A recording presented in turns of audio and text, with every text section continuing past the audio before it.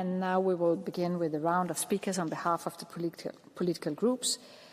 We begin with Mr. Beke for 2 minutes, please. Thank you, President, Commissioner, colleagues. Alles wat werkelijk groot en inspirerend is, is gecreëerd door individuen die in volle vrijheid konden werken.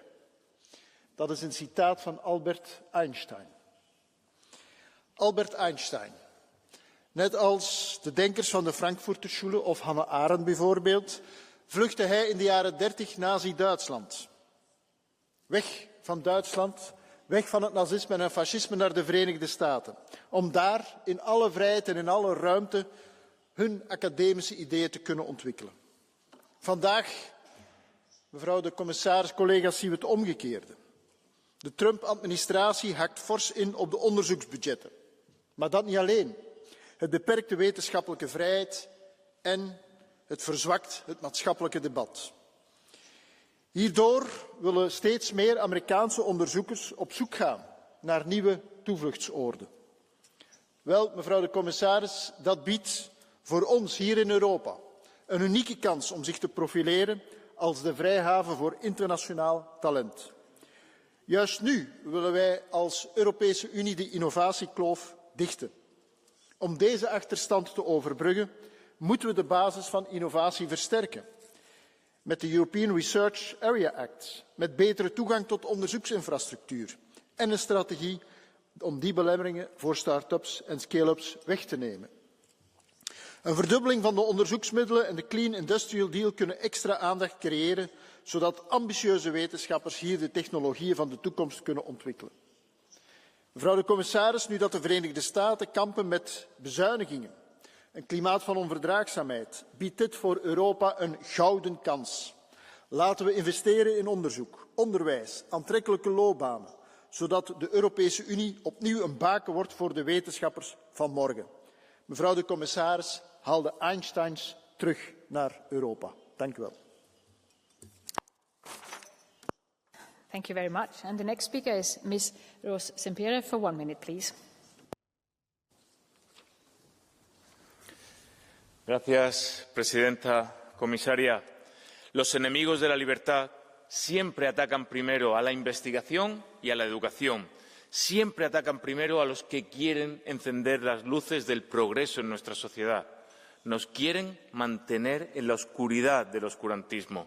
Esto es lo que ocurre en Estados Unidos con los recortes masivos en investigación y en enseñanza. Y en esta situación, la Unión Europea tiene que ser el faro del conocimiento, el faro que marque el camino en defensa de la libertad académica, en defensa de un pilar fundamental de la democracia. Debemos reforzar nuestras universidades, debemos facilitar la acogida de investigadores afectados, debemos consolidarnos como tierra de pensamiento libre, más asociaciones internacionales, más financiación, más atracción de talento extranjero, unas alianzas de universidades europeas fuertes que sean ejemplo. Debemos mostrar a los investigadores afectados en Estados Unidos que aquí la libertad es un pilar inquebrantable, un faro contra el oscurantismo. Muchas gracias. Thank you very much. And the next speaker is Ms. Sorel for 1.5 minutes, please. Chers collègues, Madame la Commissaire, les attaques de l'administration américaine contre la science et la liberté académique ont conduit à des licenciements massifs de chercheurs et le climat pousse les autres à s'autocensurer. Les répercussions sont internationales, des projets de recherche collaborative sont concernés. Comme l'exprime très bien Luc Ferry, ancien ministre français de l'Éducation et de la Recherche, la science est intrinsèquement démocratique et c'est pourquoi nous devons nous inquiéter. Nous assistons à 2 attaques symétriques. D'un côté, le wokisme et le politiquement correct qui ont sévi durant des décennies, y compris dans nos pays, et de l'autre, un mouvement de réaction qui entend couper les vivres à des organismes de recherche au prétexte qu'ils aient pu pactiser avec le wokisme. Que faire? Il nous faut repenser ici au rapport de Mario Draghi sur la compétitivité. Chers collègues, nous devons absolument tirer profit de cette fenêtre d'opportunité d'autant que nous observons l'arrivée de flux financiers qui se détournent des États-Unis vers l'Union européenne. Accueillons les chercheurs américains aptes à favoriser l'innovation et booster notre croissance et mettons sur pied des programmes de retour pour nos propres talents. Je vous remercie. Thank you very much. And the next speaker is Ms. Farang for 1 minute, please. No, sorry, Mr. Kartheiser. Sorry, I do apologize. Sorry, I was too fast. And you have the floor for 1.5 minutes, please, and I do apologize. Madame le Président, Madame le Commissaire, ceux qui reprochent au président Trump de vouloir restreindre la liberté académique peuvent verser aussi dans l'exagération. Alors qu'il est vrai que la liberté de critiquer la politique israélienne doit être maintenue, la lutte contre l'antisémitisme et la violence sur les campus universitaires est justifiée. De même, il faut rétablir la qualité de l'enseignement et de la recherche en écartant des pseudosciences comme par exemple la théorie du genre. En promouvant la méritocratie, on rétablit la justice et l'équité. Les Américains ne favorisent plus certaines personnes en raison de leurs caractéristiques physiques. Au lieu de critiquer cette approche, nous devrions l'adopter. Faisons de nos universités et de nos instituts de recherche des hauts lieux de l'excellence intellectuelle et de la liberté académique, tout comme le font actuellement les États-Unis. Malheureusement, la réalité est autre. Les universités européennes sont en train de perdre en attractivité. Certains de nos pays membres se trouvent très mal classés au Academic Freedom Index. Les cas où des pressions sont exercées sur des professeurs ou des chercheurs sont de plus en plus fréquents. Des conférences, par exemple, sur le sexe biologique en sciences naturelles ont dû être annulées. Il arrive souvent que de telles pressions sur les chercheurs soient exercées par les universités mêmes, ce qui est totalement inacceptable. Compte tenu de ces évolutions, l'écart entre les États-Unis et l'Europe risque de se creuser. Des deux côtés de l'Atlantique, tout doit être fait pour soutenir et défendre la liberté d'expression et la liberté académique. Je vous remercie. Thank you very much, Mr. Kartheiser. And now it's Ms. Farang for 1 minute, please. Madame la Présidente, Madame la Commissaire, chers collègues, la liberté, c'est la liberté de dire que 2 et 2 font 4. Lorsque cela est acquis, le reste suit. Cette citation de George Orwell a une résonance particulière aujourd'hui dans l'Amérique de Donald Trump. La recherche de la vérité, la science basée sur les faits, tout cela est balayé sur l'autel de l'idéologie trumpiste. Depuis 2 mois, pour les universités américaines, ce ne sont que fonds gelés, licenciements, intimidations. Et les trumpistes vont plus loin dans la dystopie. Pollution, femmes, victimes, handicap, racisme, égalité, changement climatique, santé mentale. Voici quelques mots parmi la centaine censurés par l'administration Trump. Autant de mots que les scientifiques ne peuvent plus utiliser dans leurs projets de recherche. Les États-Unis, jusqu'alors Eldorado des chercheurs du monde entier, sont devenus un repoussoir. L'Union européenne a bien sûr une place à prendre dans ce moment. Elle doit devenir un phare pour la liberté académique, un nouveau pôle d'attraction des scientifiques internationaux. Cela doit se traduire par un plan ambitieux et par des investissements de long terme pour nos universités. Je vous remercie. Thank you very much. And the next speaker is Ms. Gese for 1 minute, please. President, Commissioner, dear colleagues, the English newspaper Guardian put it in a nutshell. When the physicists need burner phones, that's when you know that America's changed. And they do need burner phones. A French scientist was recently prevented from entering the United States because US Border Patrol agents read his phone and found a personal opinion about Trump's science politics. The National Science Foundation is carrying thousands of research projects for dozens of newly prohibited words and notified scientists to halt work that doesn't adhere to Trump's censorship. One word on that list is women. The US prohibits public research about women. Let this sink in. Free speech is in retreat, said Vice President J.D. Vance in Munich. Yes, it is, but not in Europe. In the US. But for Europe, this is a very special moment and also a special chance, because when Europe wasn't free, the US boosted their research, offering sanctuary to European scientists. And now it's our turn. Let us massively step up our programs to welcome all scholars and scientists who want to research here. Let's turn Europe into the global sanctuary of academic freedom. Thank you. And the next speaker is Mr. Furore for 1 minute, please. Grazie Presidente. La libertà accademica è sotto attacco, non solo in regimi autoritari, ma anche in paesi che si definiscono democratici. Pensate che negli Stati Uniti i recenti ordini esecutivi della nuova amministrazione Trump hanno congelato miliardi di dollari per la ricerca e censurato in ambiti del sapere, quali il cambiamento climatico e le questioni di genere, tutto questo perché siamo ostaggio di una ideologia. E oggi qui denunciamo un fatto gravissimo. Un ricercatore francese in viaggio per una conferenza in Texas è stato bloccato ed espulso dagli USA dopo che al controllo doganale sono stati letti i suoi messaggi critici verso Trump, un atto di repressione politica mascherato da sicurezza nazionale. L'Academic Freedom Index mostra un declino inquietante e l'Italia purtroppo non è immune perché assistiamo a ingerenze politiche e precarietà strutturale che minano l'autonomia dei nostri atenei. Chiediamo all'UE di non restare in silenzio e di impegnarsi più a fondo per la libertà accademica. Grazie. Thank you very much. And the next speaker is Mr. Jongen for 1 minute, please. Thank you very much. So the Trump administration in the United States is threatening academic freedom. This claim by the European Commission and some MEPs here is pure hypocrisy. Where was the outcry from the EU and the academia in Europe when more and more non-leftist scientists in the US were dismissed or forced to resign by their radical colleagues and the left-wing student mob simply because they didn't bow to the woke ideology? Bret Weinstein, Joseph Manson, Mike Adams even committed suicide. The wokeness virus has taken over US academia, and in Europe it's also widespread, including its cancel culture.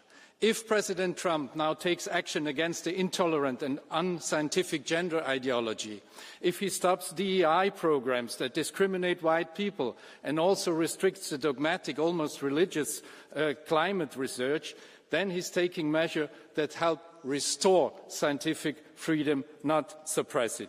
We need such measures in Europe too. Thank you very much. Thank you. And the next speaker is Mr. Vasquez Lazara for 1.5 minutes, please. That's okay. Please. Gracias, Presidenta. Según el ranking de Shanghái sobre calidad universitaria, tan solo una de las 30 mejores universidades del mundo se encuentra en la Unión Europea. Por el contrario, 19 de esos 30 principales centros de enseñanza e investigación, es decir, un 63%, están en Estados Unidos. La carrera por la competitividad y la innovación es una carrera de fondo. Muchas de las empresas tecnológicas que hoy dominan el mercado fueron en su día proyectos surgidos en entornos universitarios. Europa no puede quedarse atrás. Debe apostar con firmeza, primero, por retener el talento, algo que no hemos hecho muy bien en los últimos años, porque muchísimos europeos están en universidades y empresas americanas. Y segundo, atraer el talento a nuestros centros académicos. Una universidad europea que aspira a competir en la esfera internacional es el mejor reflejo de una Unión Europea comprometida con su futuro. Y ahora creo que es el momento para lograrlo. El Departamento de Educación americano ha reducido su plantilla en aproximadamente un 50% en tan solo 2 meses de la administración Trump. A esta decisión, Europa puede ofrecer libertad académica, puede ofrecer un estilo de vida atractivo para cualquier investigador y debería ofrecer mucha más financiación. Estamos en una posición privilegiada para liderar la investigación en la próxima década y muchos de los académicos que buscan salir de Estados Unidos son europeos, que buscan hoy más que nunca volver. Por eso, señora comisaria, yo la invito a hacerse una ronda por las universidades americanas y que les convenza y que traiga el mayor número de europeos de vuelta a su casa. Muchas gracias. Thank you very much. And by the way, I want to let you know that the blue card option is open in case you want to use it. And the next speaker is Mr. Zingaretti for 1 minute, please. Benissimo lottare come europei finalmente per la libertà della scienza, che è vulnerabile ovunque, in qualsiasi momento. Donald Trump ha effettuato gravi tagli nel campo dell'educazione, ha licenziato metà dei funzionari del Dipartimento e ha ridotto i finanziamenti alle università. E noi sappiamo che gli Stati Uniti sono stati un pilastro della ricerca mondiale che ha garantito progresso per tutte e per tutti. Per questo l'attacco di Trump ci riguarda. È un attacco all'educazione, alla ricerca, è anche un attacco alla libertà intellettuale ed è un rischio per il progresso del mondo. L'Unione Europea e gli Stati Uniti rappresentano quasi il 50% dei fondi globali per la ricerca e l'innovazione e ora noi europei abbiamo una responsabilità fondamentale. Dobbiamo agire subito per supportare le nostre università nel creare un boom di attrattività. Accendiamo dunque la forza dell'Europa per attrarre i giovani, gli scienziati, i ricercatori, i docenti e difendere il nostro futuro insieme. Thank you very much. And the next speaker is Mr. Grüttler for 1 minute, please.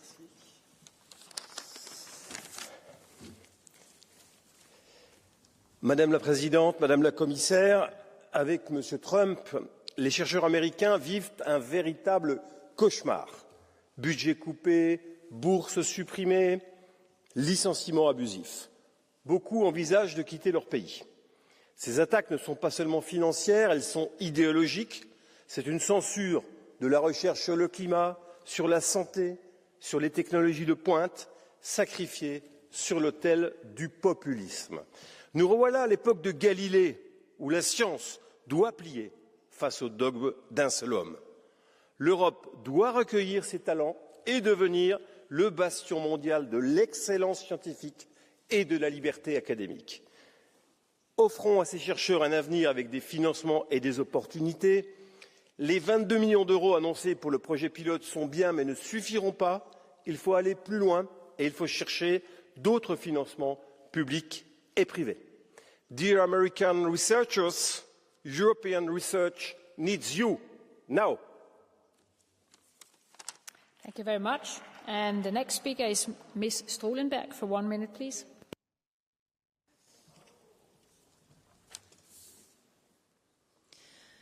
A society that silences academics is a society in decline. A society that censors research on climate change and gender is a society in decline. Academic freedom is not a privilege, it's a condition to do your job. So to all our European leaders, to the European Commission, I have a message. We can feel sorry for all those academics in the US, or we can provide them with something better. A place where research is valued, a place where academic freedom is protected. Attracting this talent is in our own interest. If not, we will become a society, a continent of the past. We will become the backseat drivers. So we need this talent. And today I read, Europe needs to revive its hunger to attract talent. And this is true. We have to revive our hunger to become the front runners in research and innovation. So I would say, let's triple our research budget. Let's create easy visas for those researchers, and let's take away hurdles for startups. Let's make Europe the home for academic freedom, where all talent counts. Thank you. Thank you very much. The next speaker is Mr. Strojewski for 1 minute, please. Thank you very much. Stany Zjednoczone z statuą wolności w obszarze nauki mogą stać się zaprzeczeniem własnych kluczowych idei. Ingerencje najpierw słowne, potem finansowe, a w finale regulacje dotyczące ograniczeń w badaniach nie płyną dziś z Kremla, lecz z Białego Domu. Amerykańskie uczelnie zaczynają być pouczane, ograniczane w tematach prac, a Departament Edukacji podpisem prezydenta zniesiony.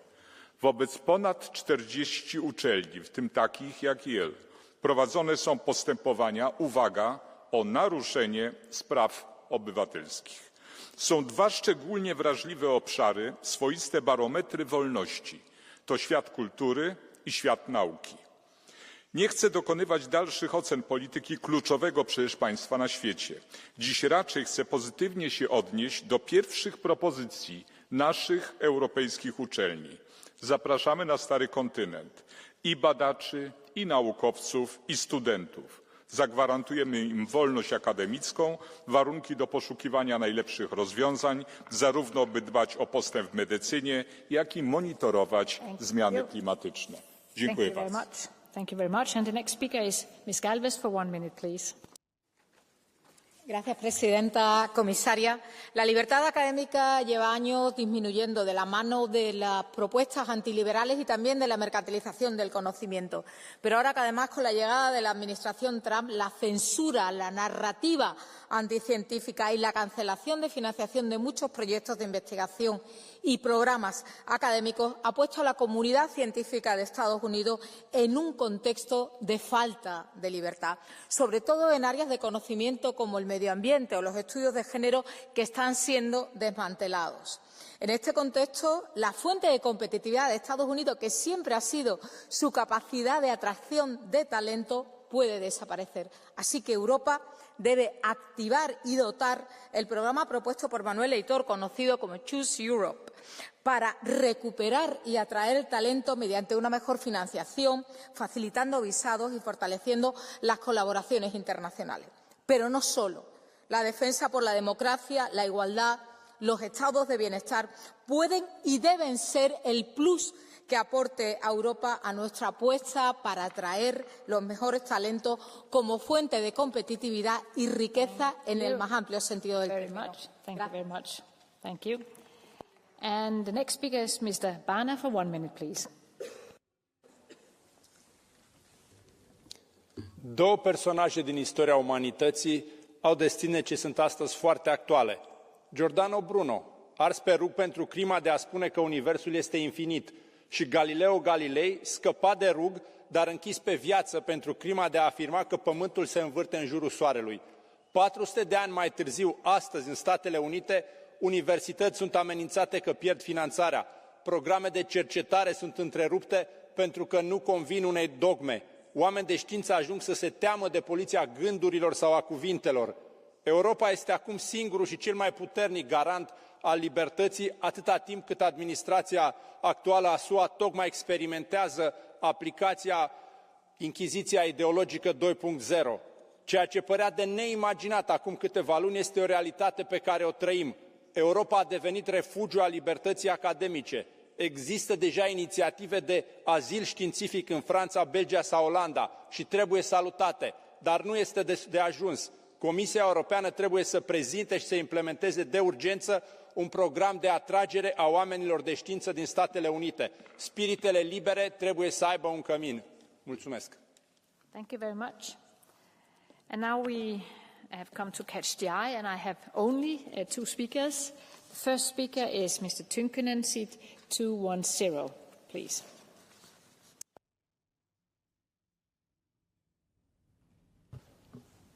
Madam President, during the latest years, we have witnessed a huge threat to academic freedom.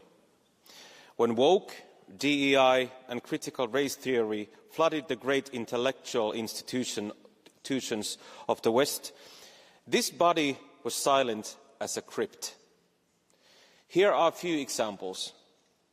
Mandatory critical race theory training that sought to indoctrinate the students into rejecting their unconscious thoughts and behaviours towards minority groups. Where was the outrage? A bloated DEI bureaucracy demanding teachers to sign diversity statements in prestigious American universities like Harvard and MIT. Where was the outrage? A study on the ineffectiveness of puberty blockers going unpublished because of politics. Where was the outrage? Actually, you wanted this to continue, and now you are outraged when a lot of people are saying to all this, no, thank you. Thank you. And the next speaker will be Mr. Papadakis, seat 811, please.